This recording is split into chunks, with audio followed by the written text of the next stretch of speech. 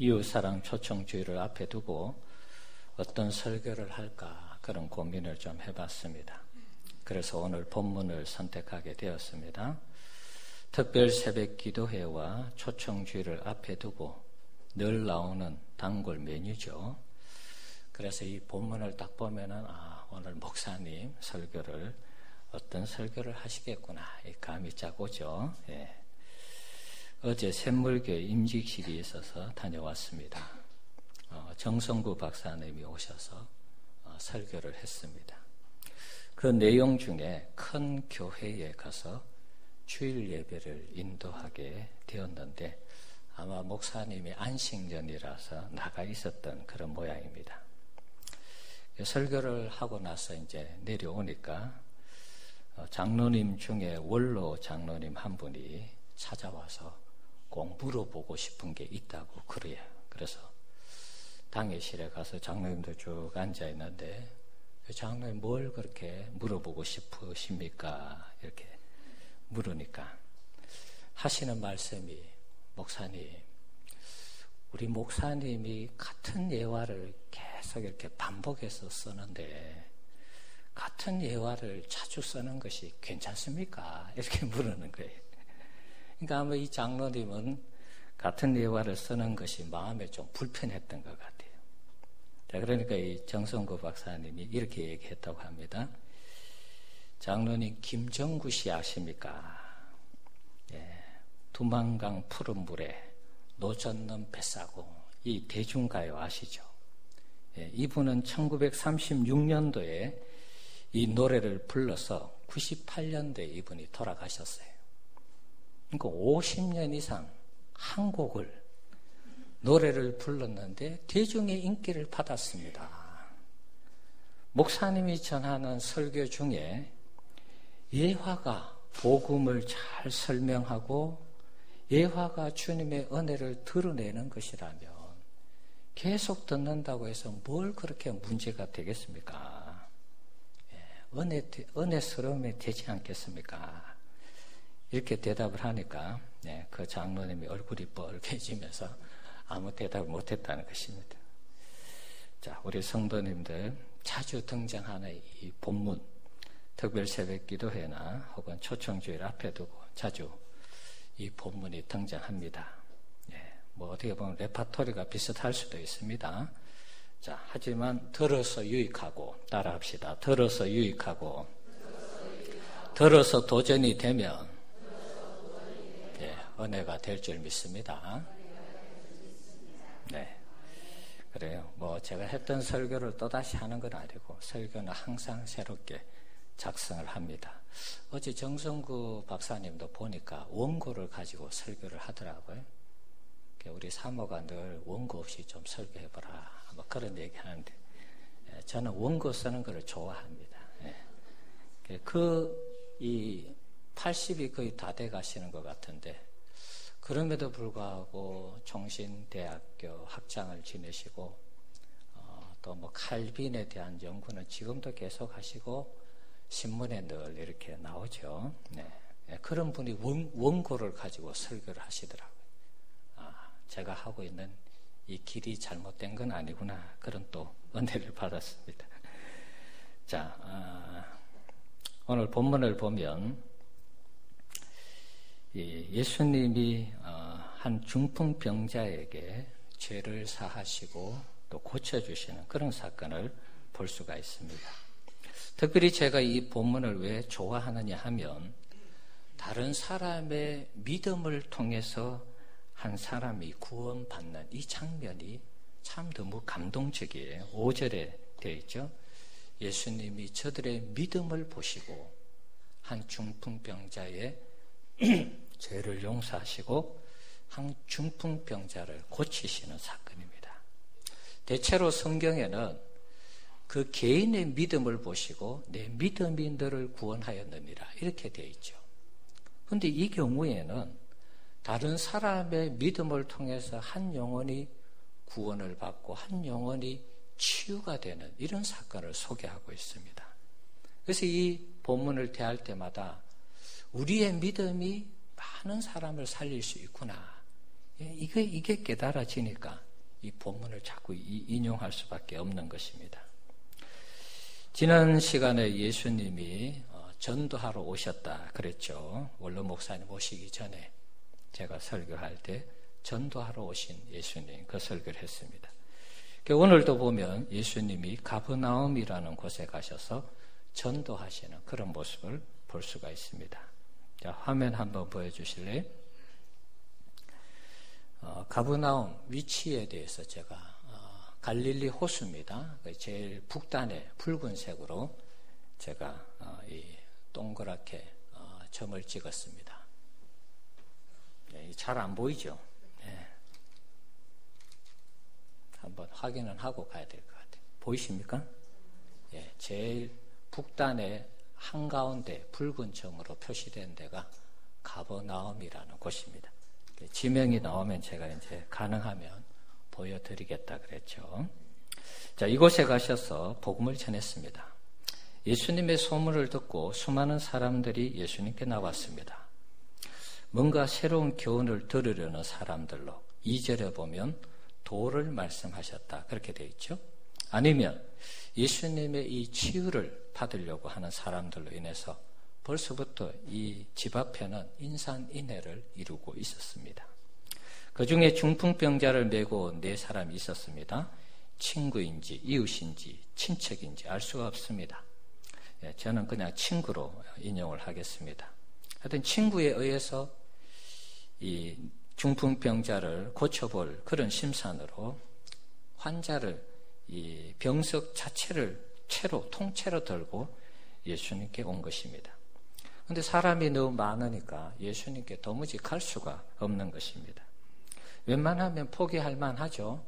불쌍해서 친구들이 불쌍해서 데려왔으니까 뭐 다음에 또 오지 뭐 그럴 수도 있는데 이 사람들은 포기하지 않았습니다. 어떻게 예수님께 갈 것인가 고민을 하다가 예수님이 계신 방에 그 지붕을 뜯어냈습니다. 그리고 그 침상채로 달아내렸습니다.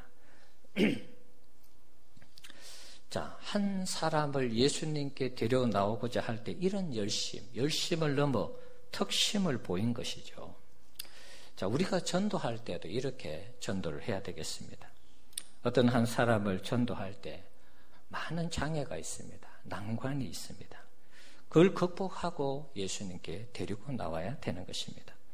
우리가 전도 대상자로 삼은 분들 중에 예수님께 나옴에 있어서 여러 가지 장애가 있는 분들이 있습니다. 그 장애들을 극복시키고 예수님께 데리고 나와야 되는 것입니다. 우리 스스로가 장애가 될 수 있습니다. 내가 어떤 사람에게 찾아가는 것이 불편할 수 있죠. 그리고 내가 어떤 사람에게 찾아가는 것이 시간을 내야 되고 이런 어떤 것들이 동원이 돼야 되니까 좀 어려운 부분도 있습니다. 혹은 환경이 그 사람이 직장을 다녀야 되고 그 사람이 뭐 비가 오고 지금 또 좋은 계절이죠. 아마 다음 주에 또 뭐 단풍놀이 간다고 그럴 거예요, 분명히. 그래서 뭐 그런 부분들도 극복을 해야 되는 것입니다. 또 전도 대상자 자체 그분들에게도 장애가 있을 수 있습니다. 이런저런 사연으로 뭐 바쁘고 힘들고 뭐 가기 싫고 뭐 여러 가지 상황들이 있습니다. 그런 상황들을 다 극복해야지만이 예수님께 데리고 나올 수 있는 것입니다. 자, 그것이 무엇이든지 간에 전도 대상자를 데리고 나오는 일에 있어서 뭔가 장애가 생긴다면 그 장애를 다 극복하고 그분들을 예수님께 데리고 나왔을 때 예수님이 그분들을 만나주시면 기적의 역사가 일어날 줄 믿습니다. 영혼이 구원받는 역사, 또 그 삶이 새로워지는 이런 은혜를 체험하게 되는 것입니다. 특히 우리가 전도하는 그 영혼들은 어떻게 보면 이런저런 핑계를 대면서 자꾸 안 나오려고 할 것입니다. 우리도 그런 경험이 있지요. 교회 나오기 전에 여러 가지 많은 이유와 핑계를 대면서 어떻게 하면 교회를 안 나갈 것인가. 전도하러 오는 사람이 불편할 때가 있습니다. 자, 우리 불신자들 마찬가지입니다. 우리가 초청하기를 원하는 분들도 마찬가지입니다. 자, 그러나 그것을 극복해야지만이 영적인 성장 상태에서 살아가는 그분들을 구원할 수 있는 것입니다. 우리가 예수님께 그분들을 데리고 나오기만 하면 그분들은 고침을 받고 특별히 영적 장애에서 치유되는 그런 은혜가 있을 줄 믿습니다. 나다나엘에게 빌립이 예수님을 소개했죠. 와보라 그랬습니다. 그러니까 이 나다나엘이 뭐라 그랬습니까? 나사렛에서 무슨 선한 것이 나겠느냐, 이렇게 부정적인 반응을 보였습니다. 요즘 말로 하면 우리 백석교회가 하나님의 놀라운 부흥이 일어나서 이곳에 오면 하나님 만나, 이렇게 이제 복음을 전했다고 칩시다. 그럼 뭐 양주 백석당의 그 좋은 동네에 하나님이 임하겠어, 뭐 이렇게 이제 얘기하는 것과 똑같은 것입니다. 자, 하여튼 이 장애가 있었고 뭐 오고 싶은 마음이 별로 없었는데 어떻게 해서든 빌립이 나다나엘을 전도해서 예수님께 데려와서 예수님을 만나게 했습니다. 예수님을 만났을 때에 나다나엘의 반응이 무엇입니까? 당신은 하나님의 아들이요, 당신은 이스라엘의 임금이로소이다. 나사렛에서 무슨 선한 것이 나겠느냐, 그렇게 비꼬았는데 우주에서 가장 귀하신 분 예수님을 만나게 된 것입니다. 놀라운 일이죠. 자, 우리가 전도할 때 이런 전도의 매개체로서 하나님 앞에 귀하게 쓰임 받기를 주의 이름으로 축원합니다.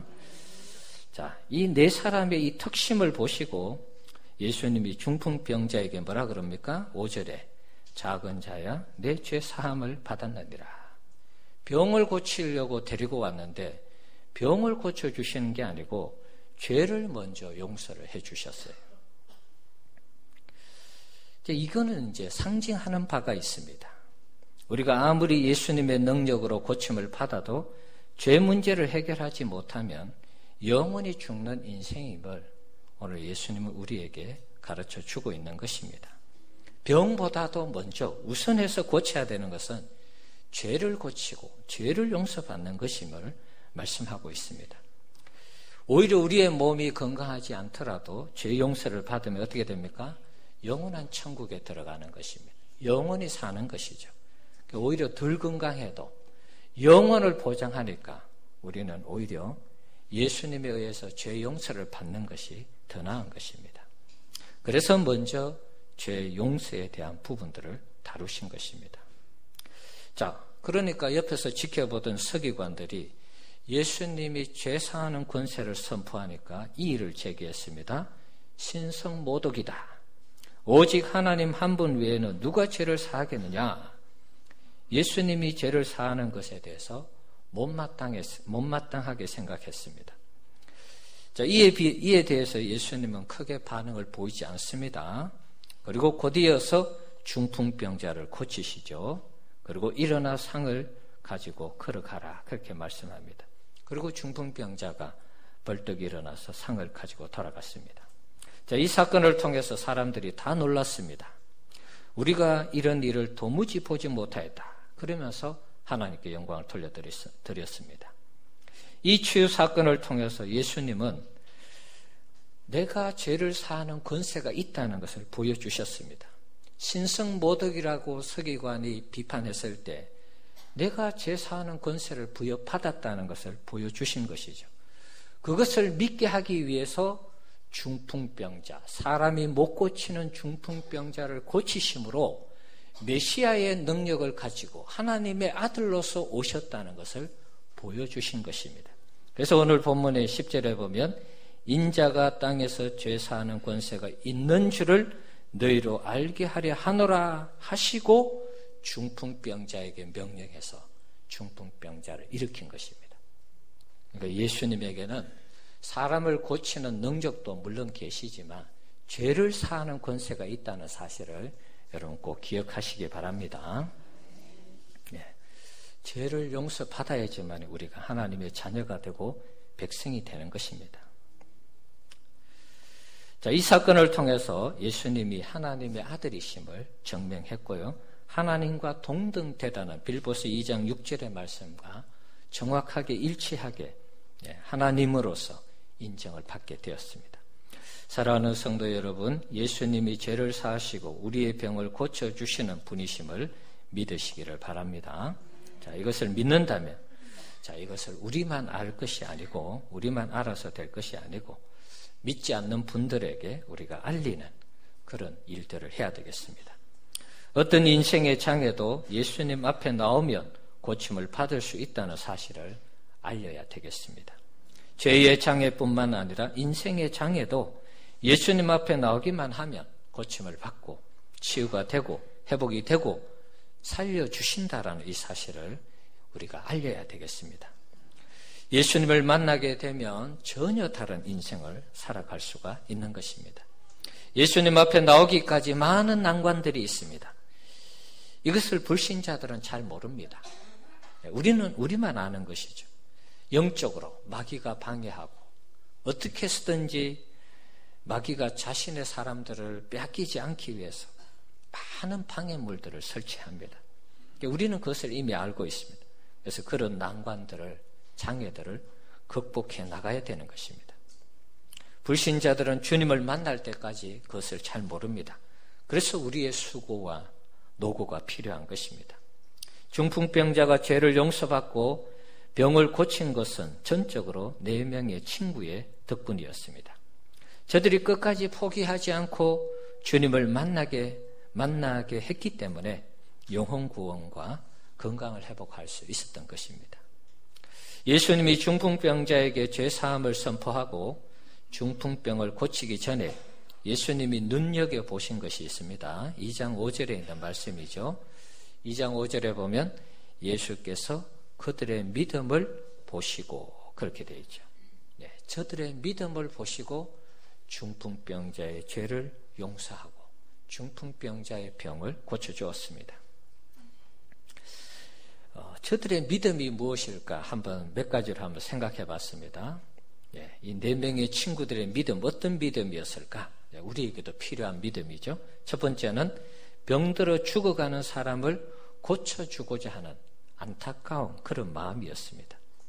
우리에게도 이런 믿음이 있어야 되겠습니다. 남들이 예수님 없이 살아가는 그런 모습을 보면서 안타까워하고 불쌍히 여기는 이런 마음이 있어야 되겠습니다. 그런 마음이 있을 때 우리의 몸이 움직여지는 것이죠. 그게 전도죠. 야, 저 사람 불쌍해서 안 되겠다. 내가 복음을 전해야지. 그게 전도잖아요. 몸이 움직여지고 주변에 아무 소망 없이 살아가는 사람들을 보면은 우리가 이런 마음을 좀 가져야 되겠습니다. 저 사람에게는 희망이 없구나, 소망이 없구나. 그러면서 우리가 그 사람들을 찾아가서 예수님께 데리고 나오는 이런 중매의 역할을 감당해야 되겠습니다. 그 사람이 혼자 찾아올 수 없는 상황이고 또 환경이라면 우리가 업어서라도 오늘 본문에 매서 왔다고 그랬죠. 매서 오든 업어서 오든 하여튼 데려오는 것이 중요한 것입니다. 데려와서 예수님만 만나게 한다면 그 사람이 완전히 새로운 사람으로 변화되기 때문에 우리는 그분들을 불쌍한 마음으로 데려오고 불쌍한 마음으로 전도하고 불쌍한 마음으로 예수님을 만나게 하는 일에 최선을 다해야 되겠습니다. 두 번째 믿음은 포기하지 않는 믿음이죠. 어떤 장애가 있어도 포기하지 않는 믿음. 모든 장애를 극복하고 예수님께 데리고 나오는 이 믿음이 필요한 것입니다. 중간중간 하다가 우리가 실망하고 좌절하고 포기하는 그런 경우가 있죠. 포기하지 않고 그 사람들을 데리고 나오는 믿음이 필요합니다. 한 영혼을 살리는 것이 쉽지 않습니다. 어떻게 쉽겠습니까, 여러분? 한 인생을 바꾸는 거 쉬운 일이 아닙니다. 엄청난 장애가 있습니다. 이것을 극복하고 예수님을 만나게 해야 되는 것입니다. 그래서 포기하지 않는 믿음이 필요한 것입니다. 해리 콜린스라는 이 미국의 유명한 세일즈맨이 있습니다. 세일즈계의 최고인 그런 사람이었습니다. 자, 회사에 신참이 들어왔습니다. 물었습니다. 당신 같은 판매 왕에게도 고객들이 거절을 합니까? 당신도 거절을 당합니까? 원체 판매를 잘하니까 거절 안 당하고 무조건 100% 다 판다라고 그렇게 생각을 했던 모양입니다. 자, 그러니까 이 세일즈 이 왕이었던 해리 콜린스가 이런 말을 합니다. 그럼요, 아주 많이 거절당합니다. 날마다 거절당합니다. 그런 얘기를 합니다. 그러면은 이 사람이 또다시 묻습니다. 한 명의 고객에게 몇 번 거절을 당하며 포기합니까? 이렇게 물었습니다. 그러니까 그러면서 이제 하는 말이 저는 고객에게 거절을 당했을 때 또다시 연락하는 것이 두렵습니다. 그런 말을 했어요. 그러니까 이 헬이라는 사람이 좀 생각을 한다면 이런 말을 했습니다. 곰곰이 생각해보니 이건 제 성공의 비결이기도 한 것 같습니다. 당신이 제 고객이라고 한번 가정해 봅시다. 그리고 당신이 거절했다고 한번 가정해 봅시다. 그러나 저는 포기하지 않고 조만간 또다시 연락을 할 것입니다. 당신이 죽거나 내가 죽는 일이 일어나지 않는다면 나는 절대 포기하지 않습니다. 판매왕이 된 것은 다른 게 아니고 거절해도 싫은 소리 해도 계속해서 끊임없이 찾아가고 자기의 이 세일즈 활동을 하니까 이게 되더라는 것이죠. 자, 물건을 파는 일에도 이러한데 하물며 영혼을 구원하는 일을 하나님이 잘되게 하지 않겠습니까, 여러분? 우리가 한 영혼을 품고 계속해서 포기하지 않고 찾아가고, 우리를 위한 일도 아니잖아요, 사실은. 세일즈맨들은 자기가 많이 팔면 자기가 이익을 가지잖아요. 그런데 영혼을 구원하는 일은 그분들에게 너무나 좋은 일이죠. 거절하고 힘든 일이 있어도 우리 성도님들 포기하지 마시고 계속 찾아가는 믿음으로 승리하시기 바랍니다. 세 번째 믿음은 예수님을 만나게 해야겠다는 믿음입니다. 우리도 마찬가지죠. 우리 전도 대상자들이 예수님을 만나게 하는 일에 우리도 최선을 다해야 되겠습니다. 예수님을 만나기만 하면 인생이 달라지는 것이니까 영혼의 이 구원도 받고 삶의 구원도 받고 말이죠. 인생이 완전히 새로운 인생을 살아갈 수 있으니까 예수님을 만나게 하는 일에 우리가 최선을 다해야 되겠습니다. 이런 저들의 믿음을 보시고 예수님이 한 영혼을 구원하시고 한 영혼의 이 중풍병을 치유해 주신 것입니다. 자, 우리에게도 이런 믿음이 있기를 주의 이름으로 축원합니다. 우리 자신을 돌아봐도 사실 똑같죠. 우리가 구원받은 것을 여러분 잘 한번 생각해 보십시오. 오늘 본문에 나오는 4명의 친구와 같은 믿음을 가진 분들에 의해서 우리가 구원을 받았습니다. 우리도 누군가 전도할 때 처음에는 싫다고 그러죠. 싫고 귀찮고 나는 안 믿는다 그러고 너나 잘 믿으라 그러고 악을 쓰면서 우리는 안 믿겠다고 그렇게 반응을 했습니다. 자, 그러면 안 찾아와야 되는데 누군가 계속해서 찾아오고 얘기하고 오늘 한 번만 딱 교회 한 번 가주라 뭐 이렇게 이제 부탁을 하고 뭐 처절하게 이제 애원을 하죠. 그래서 아는 사이에 안면 몰수하기는 그렇고 그래 그러면 뭐 한 번 가주지 뭐. 그 전도하는 사람 너무 불쌍하잖아요. 자기한테 생기는 것도 없는데 찾아와서 날마다 와서 한 번만 교회 가주라. 그래서 우리가 교회를 왔는데 말이죠. 교회를 오니까 예수님이 우리를 만나주시고 우리의 죄를 용서해 주시고 우리 인생을 새롭게 해주시는 은혜를 체험했잖아요. 우리가. 여러분 신기하지 않습니까? 우리가 그 은혜를 아니까 또 그렇게 전도하는 것입니다. 안 믿는 사람들은 잘 모르는 것이죠. 모르니까 우리가 계속해서 찾아가고 주의 사랑을 전하고 주님의 은혜를 전하는 것입니다. 자, 한 주간 우리 열심히 전도하고 기도해서 수많은 영혼을 구원하는 그런 우리 성도님들 꼭 되시기를 바랍니다.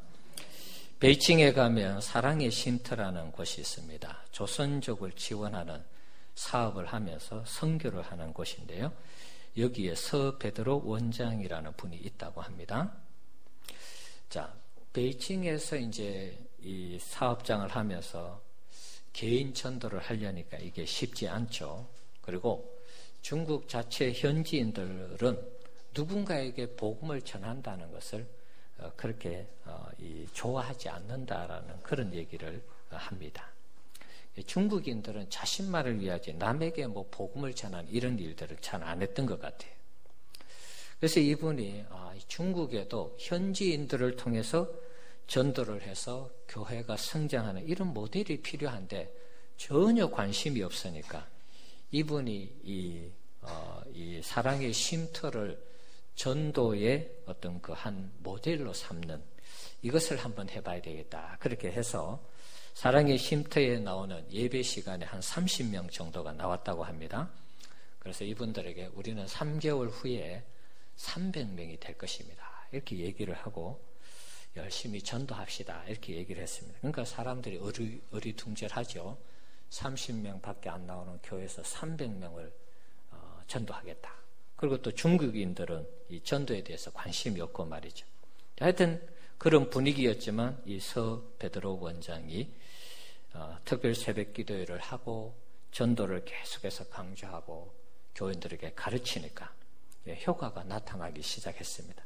그리고 목표로 했던 석 달 후에 280명이 모이는 그런 사랑의 쉼터가 되었다는 것입니다. 자, 중국에는 사실 뭐 사람이 원체 많잖아요. 13억이나 있어요. 우리나라 인구보다 더 많은 그리스도인들이 중국에 있습니다. 사람이 어마어마합니다. 자, 우리가 전도할 때 실패를 두려워해서는 안 되겠습니다. 하나님 앞에 열심히 전도하고 결과는 우리가 하나님께 맡겨야 되겠습니다. 열심히 전하고 이 4명의 친구들처럼 포기하지 않는 믿음으로 또 불쌍한 마음으로 또 예수님께 데리고자 하는 그런 믿음을 가지고 우리가 전도한다면 우리 교회에도 새로운 분들이 많이 와서 예수님을 영접하고 믿는 그런 역사가 있게 될 줄 믿습니다. 요즘 기도하면 우리 교회가 이 백석 지역을 대표하는 교회가 될 수 있겠구나 그런 마음이 좀 듭니다. 어떤 뭐 확신은 아닙니다. 아직은 100%라고 말하기는 좀 그런데요. 기도할 때마다 그런 감동이 와요.